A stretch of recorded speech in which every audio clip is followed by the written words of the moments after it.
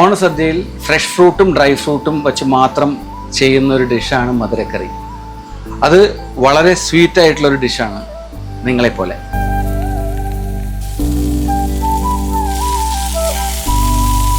ഈ തവണ താമരയിൽ ഒരുക്കുന്ന സദ്യയിൽ നമ്മുടെ ഒരു സ്പെഷ്യാലിറ്റിയാണ് ഈ മധുരക്കറി.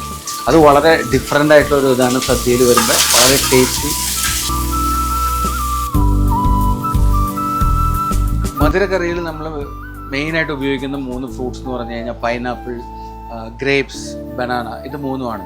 ഇത് കൂടാതെ കോക്കനട്ട് പേസ്റ്റ്, ജാഗറി, പിന്നെ വറുത്ത തേങ്ങ, അതും വളരെ ഇമ്പോർട്ടൻ്റ് ആയിട്ടുള്ള ഒരു ഇൻഗ്രീഡിയൻ്റാണ് മധുരക്കറിക്ക്.